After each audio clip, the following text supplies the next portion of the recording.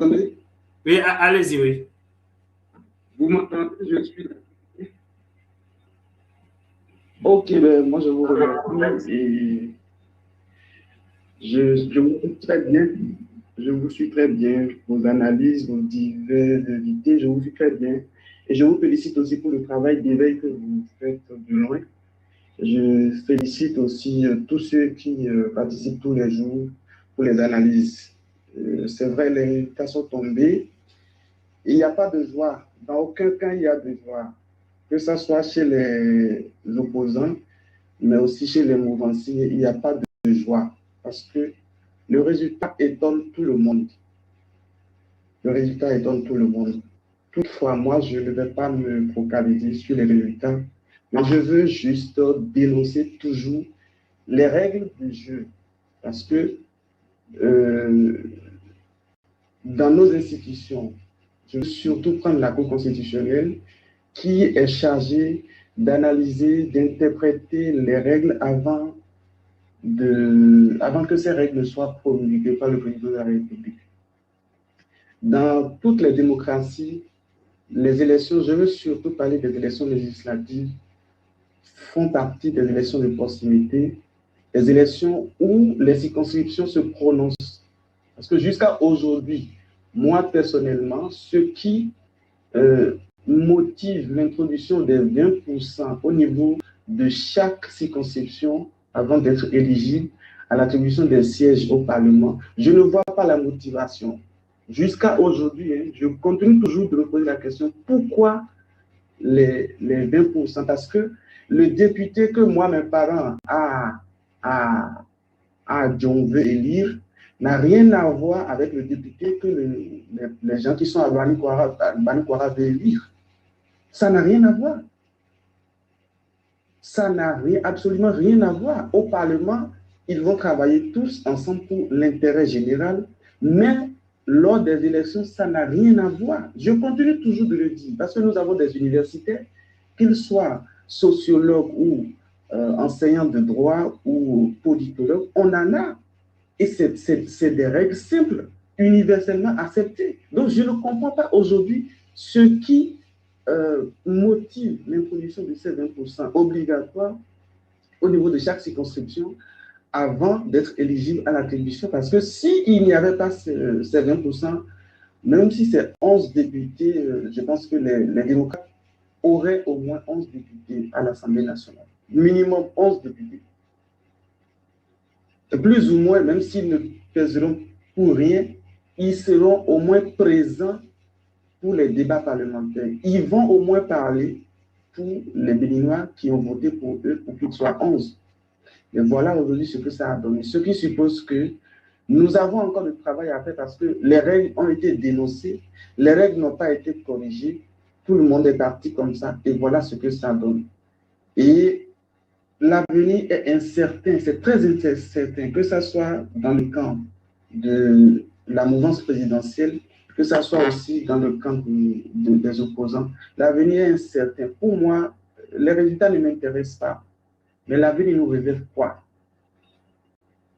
C'est ça la question qu'il faut se poser. L'avenir nous réserve quoi? Qu'est-ce que nous voulons faire? Voilà, la situation politique du pays est devenue clochard et on ne sait vraiment pas qui dit la vérité, qui ment, qui défend l'intérêt général, qui met le pays réellement sur les rails de développement pour que tous les Béninois puissent se sentir épanouis. Qui le fait? Personne ne le sait. J'ai écouté le journaliste qui a intervenu tout à l'heure. Ils ont peur de parler. Ils ont peur de dire la vérité. C'est pitoyable qu'on en est arrivé là. C'est vraiment pitoyable qu'on en est arrivé là. Une gouvernance qu'on a décriée, personne n'a refusé que Patrice Talon, président, il est président, il gouverne. Mais quel est l'héritage politique qu'il est en train de laisser? On a tourné, on revient encore à la case de départ. Finalement, tout ça là donne quoi? En termes de résultats positifs, en termes d'impact, qu'est-ce que ça donne pour le pays? Un pays démocratique, notre démocratie est clochardisée, notre démocratie est malade. Ça, ce n'est même pas une démocratie hybride, ça n'a plus de nom, ça n'a plus de nom. Et je pense que le président Boni Yahi l'avait dit, il nous a soupçonné cette information, que ce que le président Patrice Talon veut, c'est qu'il n'y ait plus d'opposition au Bénin. Il faut que tout le monde se mette derrière lui pour que le Bénin avance. Non, on ne peut pas fonctionner comme ça parce que notre préambule, notre constitution est claire dessus. Vous choisissez le camp que vous voulez. Vous pouvez être de la mouvance présidentielle, vous pouvez être de l'opposition. C'est un droit constitutionnel d'appartenir à l'opposition. Mais ce n'est pas pour autant qu'il faut écraser les gens. Ce n'est pas pour autant qu'il faut diminuer les gens, qu'il faut vider les gens. Notre pays, aujourd'hui, on a honte parfois de dire qu'on est béninois. Excusez-moi si je le dis. On a honte parfois de dire qu'on est béninois parce qu'on dit, bon, qu'est-ce qui se passe chez vous? Finalement, on voit les infrastructures, on vend le Bénin qui est beau, qui est joli. Mais au fond, qu'est-ce qui se passe? Mais on peut se poser cette question au moins. Et je peux supposer que le président Patrice Talon est en train de partir, celui qui va venir. Et c'est pour ça que je vous pose encore la question, qu'est-ce que l'avenir nous réserve? Moi, la question de démocrates, les UP, les BR, tout ça, c'est les mêmes personnes. C'est les mêmes qui ont mangé avec le président Bouni hier, qui ont changé de manteau. Ils sont en train de manger avec le président Talon aujourd'hui. Demain, ils vont manger encore avec le président qui va venir, je ne sais qui, entre le ministre Wadaï et le candidat de FC2, Paul Rompé, je ne sais qui va venir. Ils vont encore manger, c'est les mêmes. Mais pour la génération future, qu'est-ce que nous réservons pour la génération future? Les politiciens de demain, pour le Bénin, vont être encore des politiciens de cette même nature, même si les Béninois restent encore sous la gouvernance de Rupture pendant 14 années encore. Après les 14 ans, le Bénin va devenir quoi? Quel est l'héritage politique qu'on a gagné aujourd'hui? Qui va changer le pays? C'est ça la question. C'est ça la question. Et je pense qu'il est temps que tout le monde réfléchisse pour dire, mais il faut quand même qu'on commence à apporter quelque chose de positif pour le pays. Il faut qu'on commence à apporter quelque chose de positif pour le pays, quel que soit là où vous êtes. Moi, les lois qui ont été votées, promulguées, même si vous tentez d'analyser personnellement, vous ne trouvez pas de porte de sortie pour vos analyses, parce que finalement, vous avez dit, mais la chose est claire qu'on ne pouvait pas le faire de cette façon. Même au niveau de la justice, les décisions de justice sont rendues. Les gens, ils rendent des décisions de justice pensant qu'ils sont en train de faire du bien. Mais les décisions de justice ne sont pas que des décisions, c'est aussi des instruments académiques. C'est aussi des jurisprudences qui peuvent être étudiées. Mais quand vous prenez même pour les analyser, vous vous dites finalement, mais comment les gens ont pu motiver ça là? Comment les gens ont pu écrire ça là? Comment les gens ont pu écrire ça là? Les Béninois, des Béninois lettrés qui ont été instruits, comment ils ont pu raisonner pour écrire ça là? Et je pense que cette réflexion, ça nous interpelle tous parce que pour moi, il n'y a pas eu d'élection législative. Hein. On a dénoncé, les gens qui ont dénoncé, les fraudes qui ont été constatées, ça va donner quoi? Ça va donner quoi? Ça ne va rien changer. Ça ne va rien changer. Ils ont déjà fait le jeu, ça va passer. Nous allons vivre encore un parlement monocolore. Les débats vont être menés, ils vont nous imposer ce qu'ils veulent. Mais une chose est sûre, nous devons travailler pour l'avenir de ce pays. Nous devons travailler de sorte que les lois soient vraiment des lois qui revêtent vraiment de caractère. On est aux lois, notamment le caractère général, impersonnel et qui doivent rester dans le temps. Je vous remercie. Merci beaucoup. J'avais posé la même question, ou bien je demandais dans nos idées, dans nos réflexions ce soir, c'est vraiment de penser plus au pays que de penser aux partis politiques. En réalité, il faut réfléchir dans ce sens pour voir avec la direction qu'on nous impose, où est-ce que ça nous amène dans 5 ans, dans 10 ans, dans 20 ans. Donc, c'est dans ce sens qu'il faut réfléchir maintenant. OK, qui n'a pas, tout le monde a pris la parole. Je ne sais pas, Monsieur Zoum, vous êtes encore là? Je ne sais pas si Monsieur Zoum est toujours là avec nous. OK, juste un instant, je faisais quelque chose. OK, peut-être Monsieur Zoum n'est plus là. Oui, je peux aller je vais rajouter quelque chose, quoi. OK, allez-y d'abord. Je peux y aller? Oui, allez-y d'abord. OK.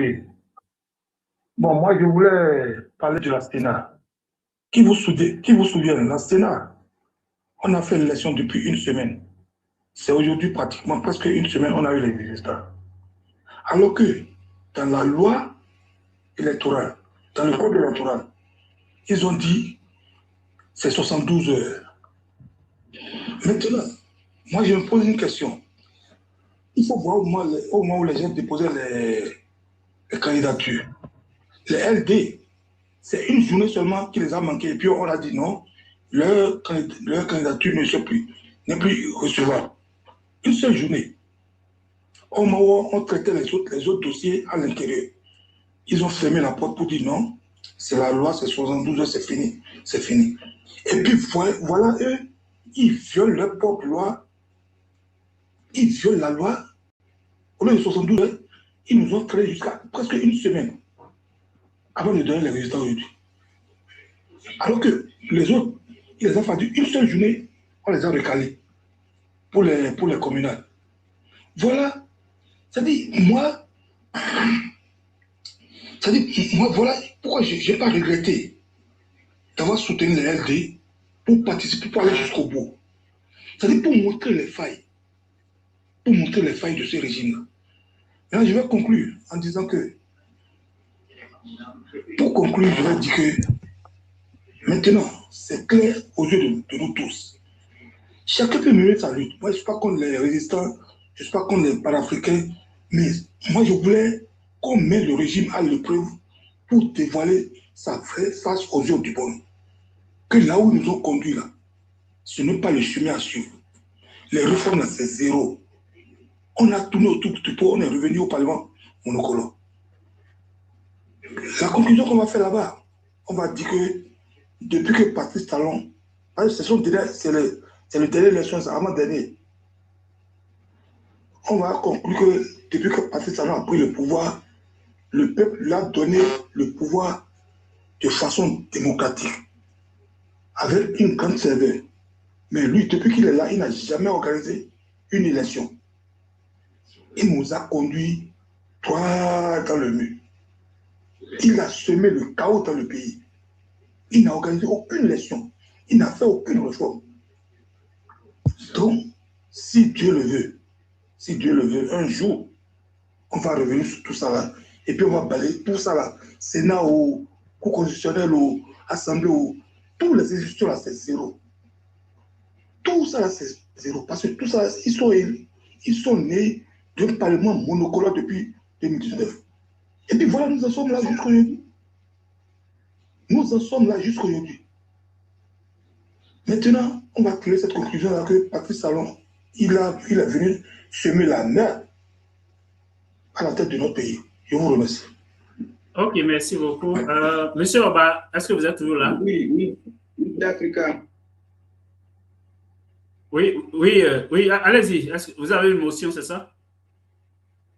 Oui, c'est ça. Je voudrais revenir sur l'intervention de monsieur Tim, c'est bien ça? Oui. Oui, par rapport aux institutions, vous savez, dans un pays démocratique qui se respecte, normalement, les institutions sont appelées à jouer le rôle d'arbitrage.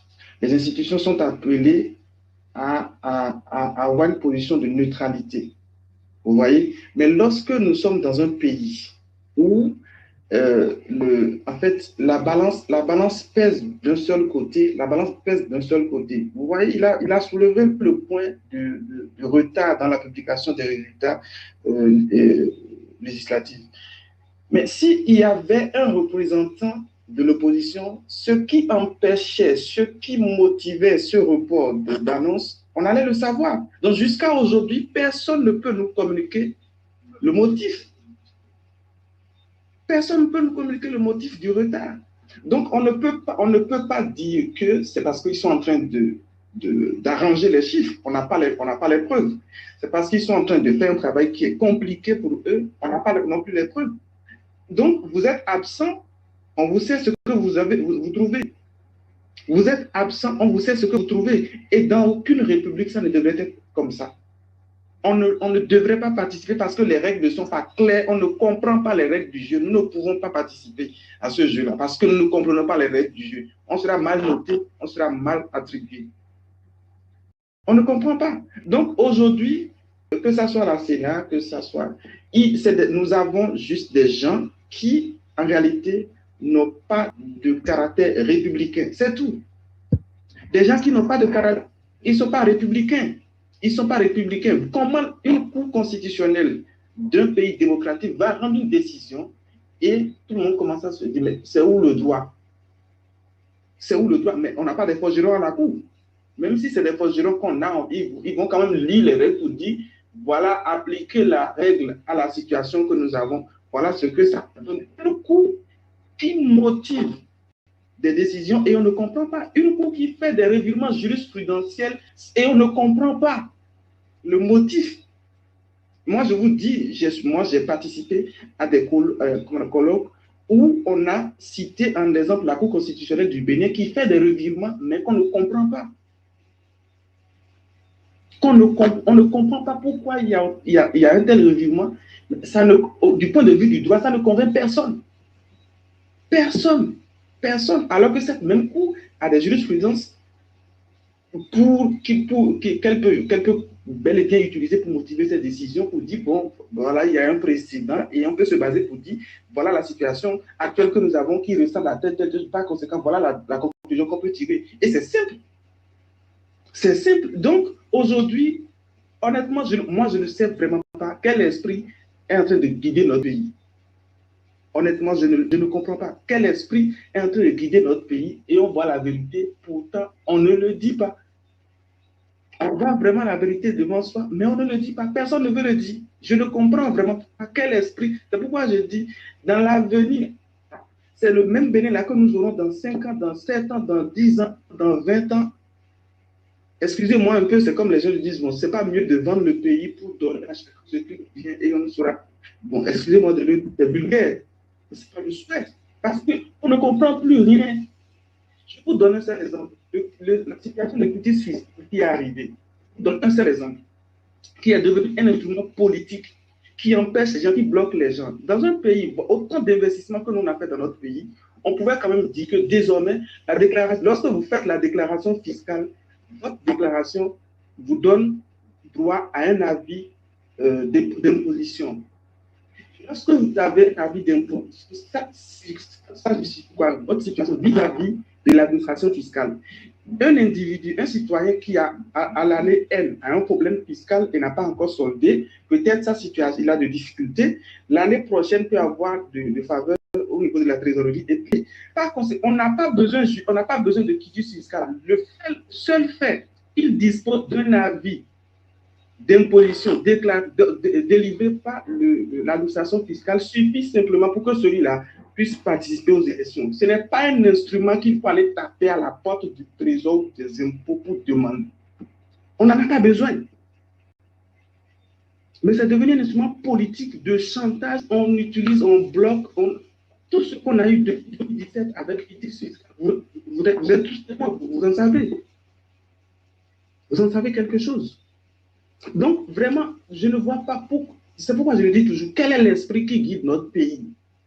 Quel est l'esprit qui guide notre pays? Et on voit la vérité et on passe à côté, on ne le dit pas. Moi, je veux vraiment comprendre ça. Ok, merci beaucoup. Donc, c'est l'esprit des intérêts personnels, c'est tout. On n'a pas besoin d'aller chercher loin. Selon la question des 20%, pourquoi on a introduit les 20% dans le code électoral? On a vu ça aujourd'hui avec les résultats. L'objectif est atteint. Donc, tant que les lois seront créées, inventées juste pour régler des problèmes personnels, on sera toujours là. OK.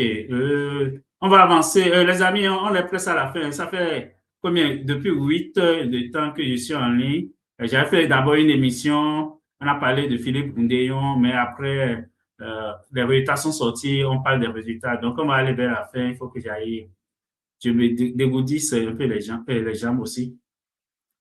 OK, bonsoir Georgia, est-ce que tu veux prendre la parole maintenant? Oh, bonsoir Sophie, j'espère que vous allez bien. Bonsoir tout le monde. Oui, j'étais là depuis le matin. J'ai tout suivi. Les choses, comment dirais-je, les dessous de l'affaire Goundéon, c'est quand même triste. Hein, c'est quand même triste de signer déjà un mandat de dépôt. J'ai été choquée d'entendre ça. Que son mandat de dépôt était déjà signé avant même qu'on ne le présente à un procureur. Des bêtises comme ça. Et le pays est carrément tombé. Je n'ai jamais imaginé que mon pays serait à ce niveau. Il est kidnappé, comme je le dis souvent. Et l'horreur est que ce sont les mêmes gens qui étaient là depuis 90 qui font le même bordel, qui sont toujours derrière ces choses-là. Et quand je parle des années 90, je parle des agents de l'UNICEF Dieu donné sous gloire. Et c'est resté pratiquement intact. Rien n'a changé. Et voilà. Sinon, ça va de mal en pire. Hein, ça va de mal en pire.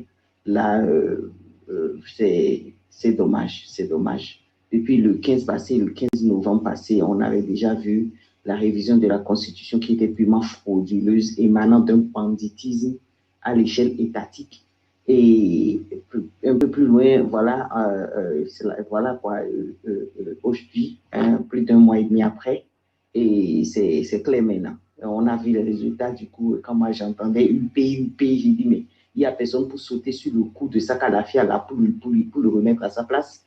Parce que c'est vraiment dommage. Je dis honte à Saka Lafia, honte à, je ne sais même pas combien il a pris que cet argent-là, je ne sais pas, ne fasse jamais rien de bon dans sa vie. Cet homme, il n'a pas honte, il n'a pas pitié. Et c'est vraiment dommage, c'est vraiment dommage. Il y a des gens qui ont crié mascarade, voilà, on va porter plainte. Mon mari, là, comment il s'appelle? Mais je lui ai dit, si porte plainte, on arrête une seule personne, moi, je vais avaler 6 mois. Parce que quand tu es sur un arbre qui porte des fruits pourris, il faut savoir que c'est la racine qui est le problème. Quand des fruits sont empoisonnés, quand le Bénin a envoyé des ananas empoisonnés ici en Europe, mais on a vu que le problème, c'était les engrais. Le problème, c'est ce qui a été laissé sur la racine même. Et donc, ce n'est pas aujourd'hui que Kobe va bluffer les gens, à jouer celui qui critique. Il sait très bien qu'il lui-même était dans cette fraude depuis longtemps. Et même UPBR dont on parle, ces deux partis, voilà, on servi à quoi? Montrez-moi les résultats sur place. Ces deux partis ont servi à quoi? Si ce ne sont pas des partis écrans qui ont juste occupé la place afin de mieux centraliser la politique sur le siphonnage, d'accord, la malhonnêteté, la honte, le pillage, les assassinats. Voilà, c'est un peu ça. Et le terrorisme, voilà. Et depuis que ces députés sont là, depuis 2021, ils ont fait quoi? Rien du tout. Maintenant, et à part voter des lois qu'eux-mêmes ne comprennent pas, hein, bien sûr. Maintenant, pour revenir encore au LD, parce que là, je crois que beaucoup de gens parlent des LD là, c'est sûr. Et je dis, mais moi, je vous avais déjà promis, vous avez même dit, si vous venez, on va parier. Vous n'aurez rien parce que Patrice Talon, il n'a pas honte, il vous a déjà dit de façon sèche il y a quelques jours, quand il disait que tout le problème du Bénin, c'est Yahi Boni. Et voilà, c'est comme si c'est Yahi Boni qui a l'armée à son service, qui a placé son meilleur ami à la tête de la Cour constitutionnelle et tout.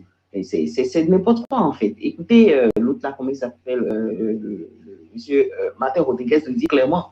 Yahi Boni, il a joué au jeu et maintenant ça se retourne contre lui. C'est tout ce qui se passe. Donc, quand il y a des gens qui sont fragiles ici, à toujours vouloir dire non, ne touche pas au LDI, non, au fait, c'est FCBE, non, ceci, monsieur ou madame, je ne sais pas qui, s'il vous plaît, allez boire de l'eau fraîche. Parce que ici, on dit les mots sans langue de bois. Et on avait déjà prévenu ces gens-là qui n'auront rien cette fois-ci. Donc, si on ne sait vraiment pas pourquoi on ne veut pas sortir par la porte, et voici l'heure est venue, là, vous allez sortir par la fenêtre. Je vous dis bientôt, Patrice Talon va ouvrir les portails un à un au Bénin pour gifler les gens un à un. Parce que là, c'est gâté. Je sais pas, on essaye de faire un peu comme le frère qui vient de parler tout à l'heure. On ne comprend pas. Comment on peut nous présenter une telle chose? Ce n'est pas possible. Et Saka Lafia n'a pas honte de venir devant le monde entier après combien de mois, combien de jours de retard? Je ne sais même pas, un silence total, l'impasse, sans rien. On se présente pour nous lire des faux chiffres, des chiffres complètement fabriqués au laboratoire, inventés de toutes pièces. On a attendu que les virements, les gens, je ne sais pas, attendre, je ne sais pas, des enveloppes de BNP Paribas, peut-être pour venir finalement nous servir un résultat complètement truqué, frauduleux, non-sens, que personne ne reconnaît. Parce qu'on a quand même vu des comptes ici, hein, et ça ne reflète pas du tout ce que M. Saka Lafia, qui était quand même dans la boîte depuis les années 90, quand Bénin n'existait pas encore, Et en 2016, le Parti Talon a pris le pouvoir, le Bénin est né. Mais bizarrement, c'est les mêmes personnes qui sont là en train de faire le même vol, le même pillage. Et je me demande bien comment est-ce que ça c'est possible. Que les Clébés viennent nous expliquer. Vous qui dites que le Bénin est né en 2016, venez m'expliquer comment le même Saka Lafia, d'accord, le frauduleux Saka Lafia, sans honte, sans vergogne, vient nous présenter une telle chose. Venez nous expliquer comment ça se fait que UPBR, c'est pas de quoi on parle en fait. En plus, quand on a, je ne sais pas si vous avez vu cette publication, je vous l'ai envoyé une grosse fois. J'ai envoyé ça dans le groupe des panafricains là-bas pour ceux qui y sont. Et vous avez, il semble que vous avez aussi ça brièvement. Oui, Kimitoko a reconnu son échec. Je ne sais pas par quelle magie. Il le reconnaît, il dit qu'il est habitué. Je ne sais pas par quelle magie. Parce que dès qu'on a, il y a eu l'affaire Sojilou ici, et moi je leur ai dit, seule la règle 625 va régler ça. Les gars, le lendemain, j'étais choqué de voir qu'ils ont commencé à dire, OK, nous, aux élections communales, ils n'ont même plus parlé des présidentielles. C'est un peu comme si on joue avec les sentiments des gens. On a tourné la page au suivant, on continue de crier. Maintenant, là, concentrons-nous sur les 5 millions de francs CFA. Mais là, vous voyez vous voyez où on en est. Voyez où on en est, les gars. Vous ne voulez pas sortir par la porte, vous allez sortir par la fenêtre. Seule la lutte libère. C'est tout ce qu'on a. Et une question, dites-moi, par quelle magie Soji nous se retrouve encore dans ça là? C'est pas quelle magie? Les frères, vous êtes gentils au Bénin.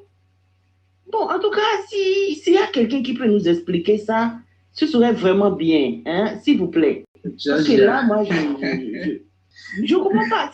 Par quelle magie? Parce que quand nous, on propose la règle 625, on trouve que c'est nous, on est des extrémistes. Celui-là, c'est la règle 625. Je ne sais pas par quelle magie Sodjinou est encore à Cotonou, en politique. Le mec, il roule encore en clim, garde du corps. Et là, voilà, il a la UPBR, je ne sais même plus dans lequel il est, le maudit. Et il est encore là, tranquille, les gars. Notre pays porte la malédiction maintenant. Sincèrement, à un moment donné, là, disons-nous la vérité, c'est une honte. Ce résultat est une pure honte. Sincèrement. Merci, Biafrika. La malédiction de la morgue, c'est ça qui tombe sur le Bénin.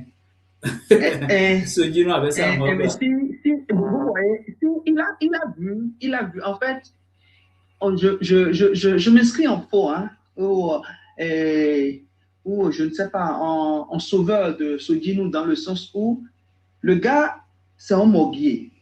Il a une morgue qui n'est pas, en fait, où tout n'est pas réglementé chez lui. Donc, pour protéger ses morgues ou bien sa morgue, il a dit clairement que c'est une activité rentable. Et donc, pour protéger ça, il faut qu'il soit toujours en tauge. Et pour y être, il faut qu'il joue le sale jeu. On te promet que ton activité va être protégée et que derrière, tu vas être bien présent sur une liste qui va te permettre d'être élu. Donc, c'est ça. C'est ça, c'est simplement ça. Il faut comprendre que nous ne sommes pas en politique, nous sommes en adogocratie. Son ventre, mon ventre est rien que mon ventre. Mon ventre est rien que mon ventre, c'est tout. Aucune dignité, aucune. Et des personnes comme ça, nous leur confions la destinée de nos pays, c'est-à-dire de nos pays, parce que des comme Sodjinou, il y en a énormément. Bon, ok. En tout cas, je regarde, je ne sais pas, je dis, excusez-moi, hein, la jeunesse béninoise n'est pas encore assez assujettie. La jeunesse béninoise ou le peuple béninois ne souffre en fait absolument de rien. C'est nous qui sommes à l'extérieur pour la plupart là. C'est nous qui bavardons pour rien parce que nous bavardons pour rien. Sinon, comment comprendre ces résultats-là? Comment comprendre ces résultats-là? Autant que personne n'aille voter. Ou on a vu, hein, il y a au moins ce qu'on appelle une partie vote sanction. On a vu vote sanction 36%. Mais 36%, c'est déjà énorme par rapport à ce à quoi nous avons observé par le passé. Il y a déjà un vote où on a vu qu'il y a moins il y a eu vote sanction. Sur 7 millions et quelques, il y a eu près de 3 millions qui ont voté. À peine 3 millions. C'est même pas 2 millions 800 et quelques mille. Sur 7 millions et quelques. Ils ne servent absolument à rien dans nos États. Mais ils nous coûtent suffisamment d'argent. Avec oui, 87, ils nous coûtent nul. Avec précision. 87. C'est-à-dire, ils nous coûtent inutilement de l'argent. Ces députés-là nous coûtent inutilement de l'argent. Mais j'espère que nous allons, avec le courage, changer ce système. Changer le système et que la politique, tu ne vas plus en politique pour gagner de l'argent, mais tu iras en politique pour ta conviction et ce que tu peux apporter de manière sérieuse. Seules les personnes, c'est-à-dire les responsables de commission, vont se retrouver et à faire le travail, vont se retrouver et seront payés. Tout le reste là, vous irez travailler comme les membres de la population, comme quelqu'un de lambda. Vous irez travailler. Vous aurez certainement peut-être des frais de commission, je ne sais pas quoi, mais ça laisse 5 millions, patati patata, là, vous n'aurez plus ça. Ne faites jamais que nous là, des gens comme nous là, accèdent à un poste de responsabilité dans ce pays. Parce que c'est vous qui applaudissez aujourd'hui. C'est vous qui applaudissez, c'est vous qui dites, oh, ok, ils sont en exil, c'est leur problème. On détruit des pourvoyeurs d'emploi de votre pays. On envoie des centaines ou des milliers de jeunes au chômage. Et vous êtes contents. Mais dans quel pays sommes-nous? À un moment donné, je dis que nous avons la bouillie à la place du cerveau, putain.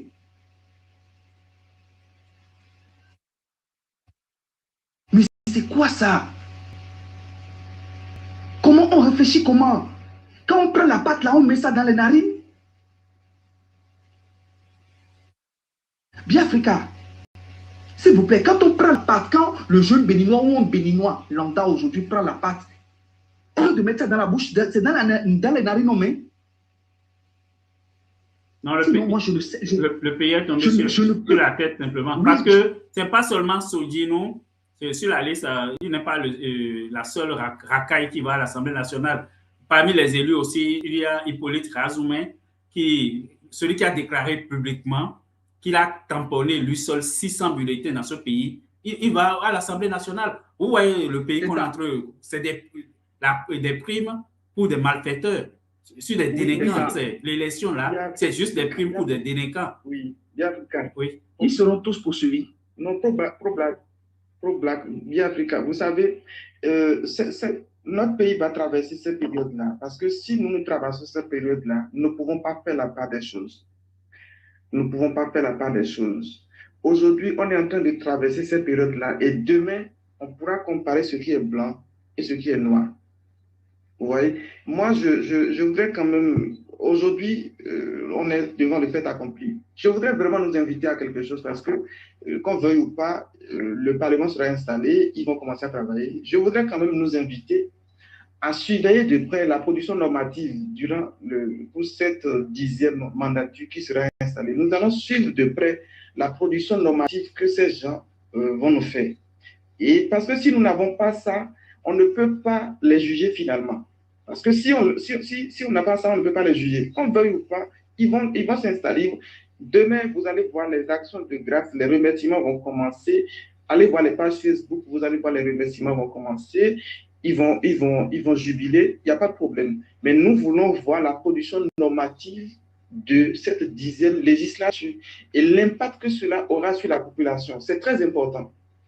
Et oui, c'est très, très important. C'est très, très important. Parce que sinon, tu vas voir ça où? Ah, mais sinon, non, plus c'est à nous d'être en éveil, Georgia. C'est pas possible. Nous, on va être en éveil. Plus ou moins, je sais au moins que s'il y a une loi qui est votée, que ça soit une proposition ou un projet de loi, au moins le journal officiel va publier ça. Au moins, on va publier. Et il faut qu'on aille lire ce qui est dedans, le contenu, quel est l'impact que cela va apporter à la population. Ils sont députés, le Bénin a un parlement, c'est bon, ils vont travailler pour le Bénin, c'est bon, mais quel est l'impact? Parce que c'est face à cela qu'on pourra les juger. C'est face à cela qu'on pourra les juger. Et bien, Africa, moi, je voudrais personnellement vous inviter peut-être à trouver aussi des créneaux pour inviter des jeunes sur l'engagement avec conviction. Parce qu'aujourd'hui, est-ce qu'il faut s'engager en politique pour aller s'enrichir ou il faut s'engager en politique pour être missionnaire pour son peuple? C'est ça la question aujourd'hui. Ok, les amis, on va écouter. J'ai deux amis qui sont là, qui n'ont pas pris la parole. On va leur permettre de... Mon frère, il faut laisser bien Africa tranquille. Il a déjà assez fait. Et c'est mon dernier, j'ai dit, c'est mon dernier live aujourd'hui aussi. Monsieur Foul, est-ce que vous êtes là? Mais pourquoi vous dites ça? Mais on entre à partir d'aujourd'hui dans la trêve politique. Vous avez oublié ou pas? Donc, il faut attendre un an avant les prochaines élections, des élections de 2031. La trêve politique n'exclut pas l'expression des idées, des opinions. C'est pas ça qu'ils ont dit, hein? Bon, toi, faut faire. Pourquoi tu veux forcément bien Africa? Laisse-le tranquille. Aïe. Ok, et Monsieur Foul, est-ce que vous êtes là? Il n'est pas là. Monsieur Raz, est-ce que vous êtes là ou pas? Oui, je suis là. Ok, on peut prendre la parole, oui. Ok. Une fois encore, mes salutations distinguées à tous. Je vous remercie pour tout le travail que vous êtes en train de faire pour notre cher pays parce qu'on n'a qu'un seul truc, on n'a qu'un seul héritage en commun, c'est le Bénin. Du coup, il y a beaucoup de choses. J'avais d'abord des motions et il y a Tata Georgia et quelques personnes qui ont répondu. Donc, je ne serai pas long, je vais juste ajouter deux choses. Il y a un adage qui dit on ne peut pas aider un esclave qui n'a pas pitié de son propre sort. C'est en fait ce qui se passe au Bénin. Nous qui sommes au pays, nous qui sommes encore ici, on n'a pas pitié de nous-mêmes. On n'a pas pitié de nous-mêmes dans un sens où on a tellement peur de prendre le risque qu'on accepte tout ce qui se fait, tout ce qui se dit et tout ce qu'ils veulent. Le Bénin, c'est un pays des braves, c'est un pays des intelligents, c'est un pays des intellectuels. Ça, on le sait. Mais je pense que ça aussi est en train de nous pousser en erreur et dans beaucoup de mauvaises choses. Je m'excuse pour les termes et les mots, si elles sont crues. Et les démocrates, d'abord, ce sont eux-mêmes qui se sont conduits à là. Parce que vous dites que le monsieur est dictateur. Vous dites qu'il est si, qu'il ne respecte pas ses engagements, il ne respecte pas la Constitution, il fait ce qu'il veut, il change ce qu'il veut. Et il crée quelque chose, il organise quelque chose et vous participez. Si vous participez, ça veut dire que vous légitimisez le truc. Si vous participez, ça veut dire que vous légitimisez le système. Et là, c'est très grave. Et le système d'aujourd'hui, on sait tous comment ça se passe. Aujourd'hui, Patrice Talon est en train de nous montrer la politique au Bénin. Il est en train de nous apprendre qu'en politique, il n'y a pas d'état d'âme. En politique, il n'y a pas de familiarité. En politique, il n'y a pas de pitié. Moi, ça, c'est mon avis. Et c'est normalement nous qui devons prendre nos responsabilités en main. Quand je dis nous, il s'agit de qui? Il s'agit du peuple, il s'agit aussi de la jeunesse. Parce que c'est notre avenir qui est en jeu. C'est notre avenir qui se joue. C'est notre avenir qu'ils sont en train de risquer. Parce qu'eux, ils sont partants. Hein. Ils sont partants. Ils vont bientôt finir leur carrière, ils vont finir leur vie et autres. Mais c'est nous qui allons en subir. Et si... Ils sont là. Hein. Bon, en fait, c'est une manière de dire que Ceux qui vont subir demain, c'est nous, la jeunesse. Et puis, les enfants de pauvres. Puis, les enfants de pauvres. Et parce que quand ces trucs arrivent et autres, les premiers qui sont impactés, c'est les pauvres. C'est les pauvres. Et parce qu'eux, ils vont sécuriser leur avenir, l'avenir de leurs enfants, l'avenir de ci et ça et ça. Donc, finalement, pourquoi moi, je n'arrive plus à critiquer les choses que Patrice Talon fait? C'est parce que si tu te lèves quelque part, tu commences à parler ou tu ouvres un débat où tu dis, ah, le président, il a fait ci. Normalement, ça ne devrait pas se faire ainsi. Tout le monde commence à dire, ah, non, non, non, non, on n'est pas dedans, on est dedans. Et ça. Seul, on ne peut rien faire. Seul, on ne peut rien faire. Seul, on ne peut rien faire. Mais si vous avez peur autant, alors qu'on parle d'une république, la république, ça veut dire quoi? Ça veut dire la chose de tous. Et l'État, c'est une continuité. Je pense que la mentalité des Béninois n'ont pas encore compris ça. L'État, c'est une continuité et la République, c'est la chose de tous. Ce qui veut dire qu'on est tous concernés. On n'a qu'une seule chose en commun, c'est le Bénin. C'est le Bénin. C'est le Bénin.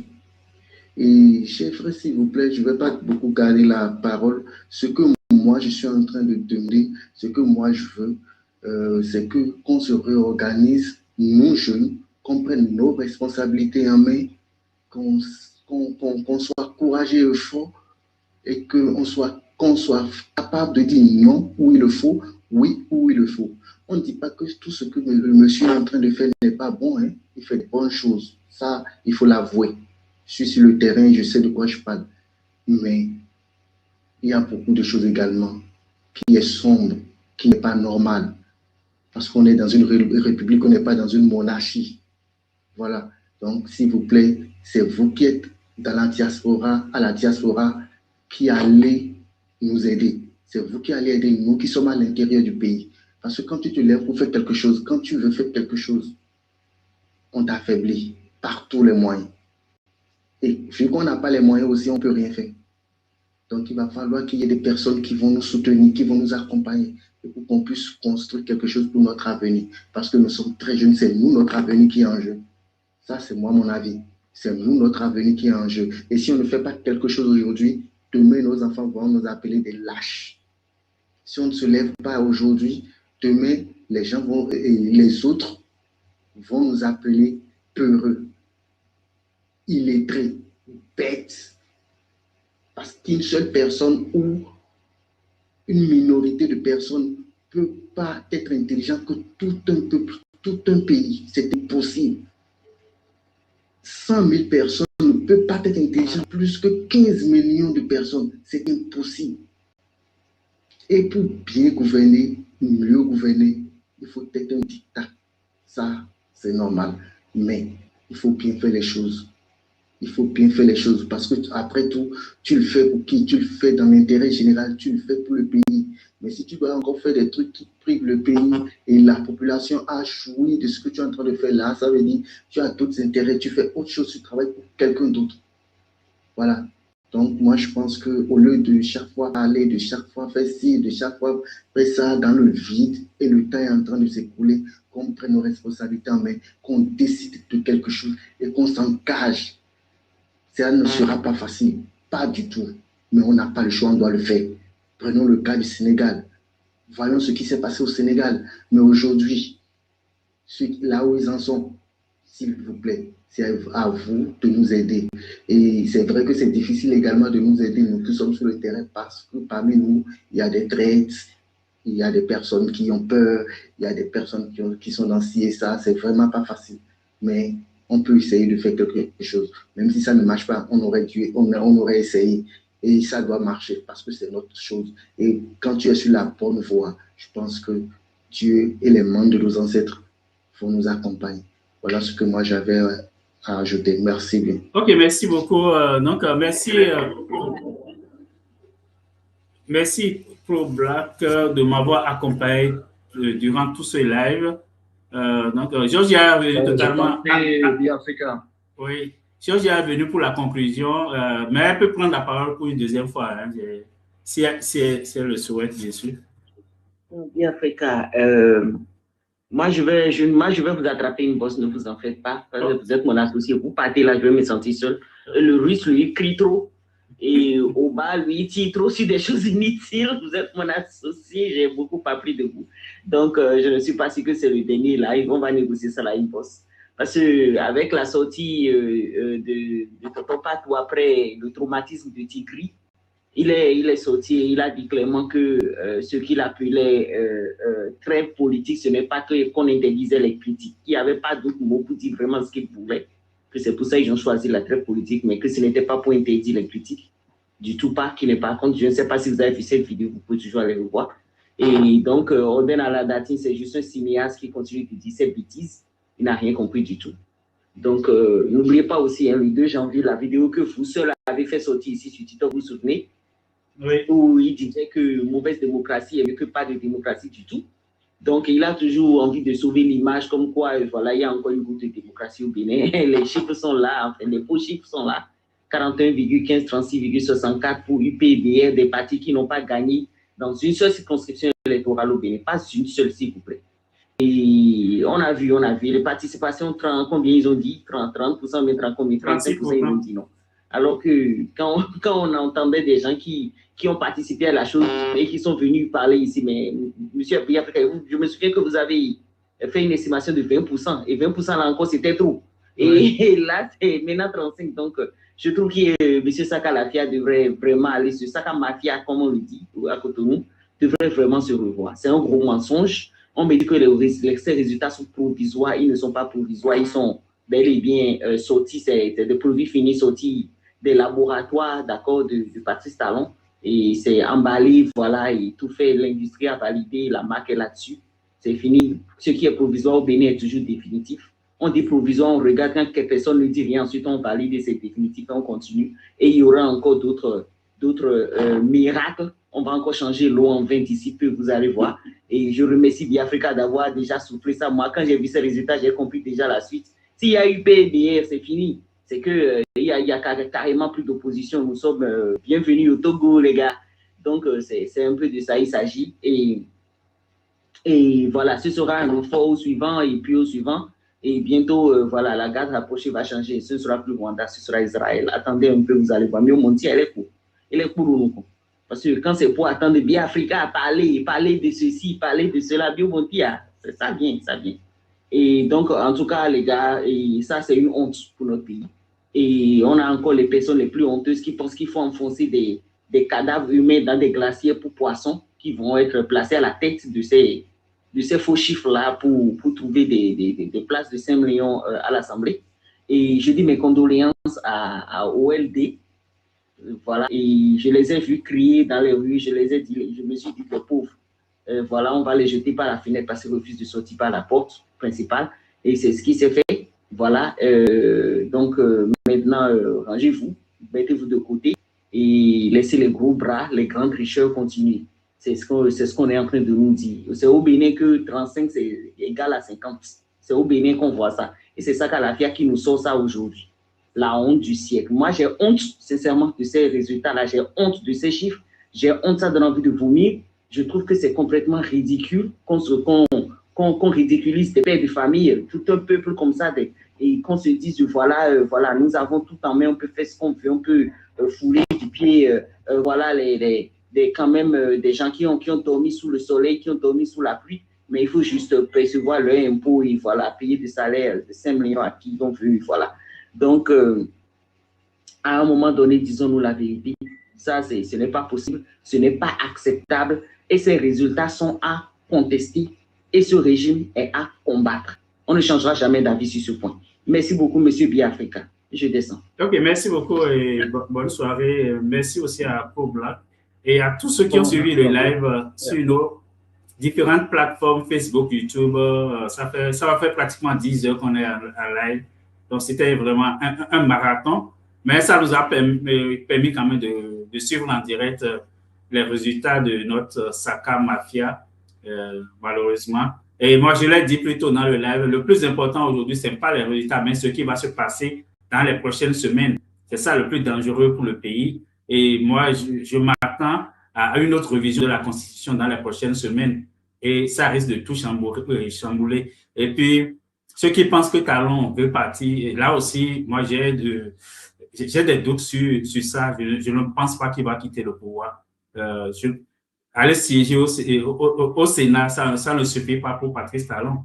Je pense qu'ils vont changer toutes les lois pour qu'il reste à la tête du pays encore. OK, donc merci beaucoup pour ce live. Et puis, je vais pouvoir arrêter comme ça ici.